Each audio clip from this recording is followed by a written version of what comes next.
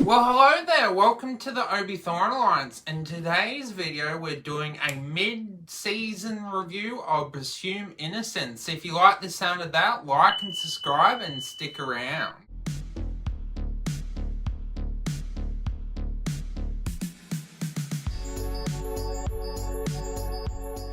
So, Presumed Innocent was a show that we reacted to the trailer. We did. We both were very excited about the show. We'll get to what we think about it so far, but some important details to know about it. So it came out on Apple TV Plus, June 12th this year.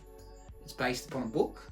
And a movie. And a movie, and who was starring in that movie? Harrison Ford. Yeah, so I hadn't heard of this movie. It came out in 1990, so 2 years before I was born. It was well received. It seems to be had decent ratings. I think it's around 85% on Rotten Tomatoes.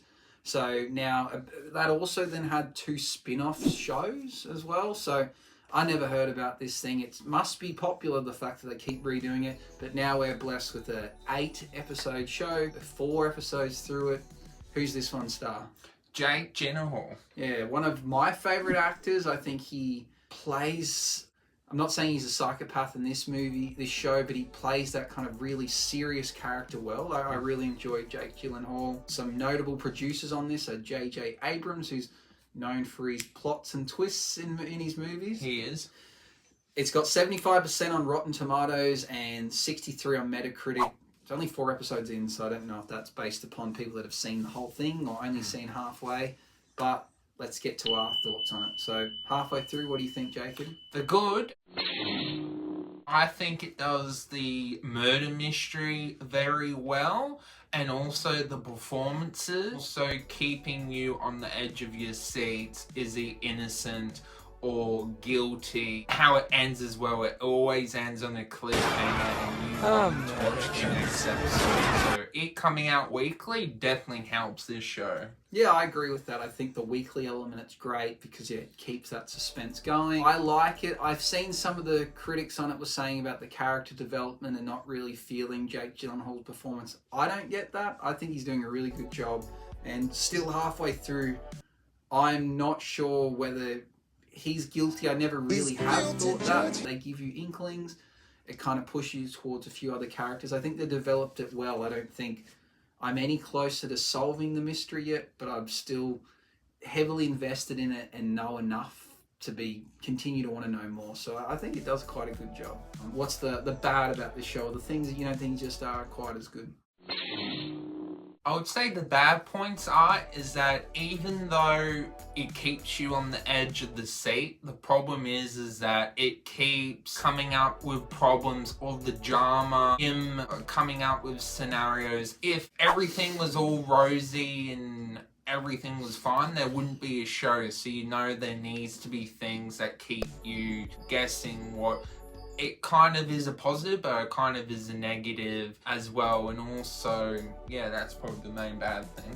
I don't know if there's anything I dislike about, except for maybe there's no development on the character that was murdered. Yeah, that's true. So there's not much to know about her yet.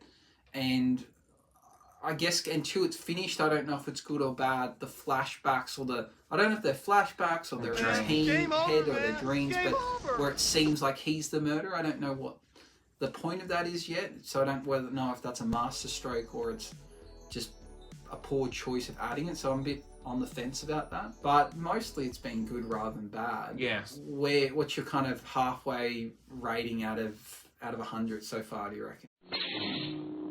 Probably around the 80 mark.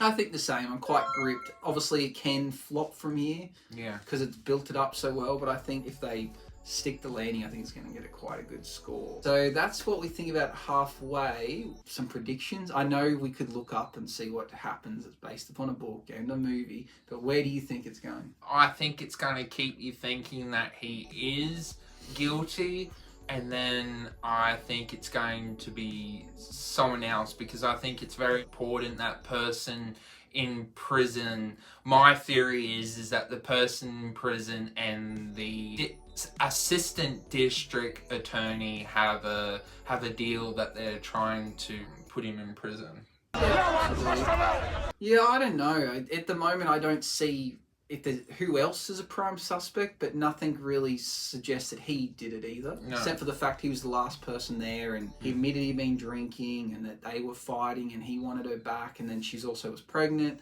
There's lots of little things about it, so I don't have any reason to suspect anyone else yet, but I'm at this point convinced that he is guilty. So my thought is maybe he is guilty, but they can't prove it, so he walks away free. That's where I'm leaning towards this point, that he is a guilty. He did it, but they don't catch him, and he's not going to admit to it. So that's where I'm heading. What do you think about the twist of trying to throw in that it may have been his son at the end of episode 3, and then episode 4 it's almost not mentioned? Yeah, that one was small kind of conversation, and that was kind of the end of it. That was a waste, yeah.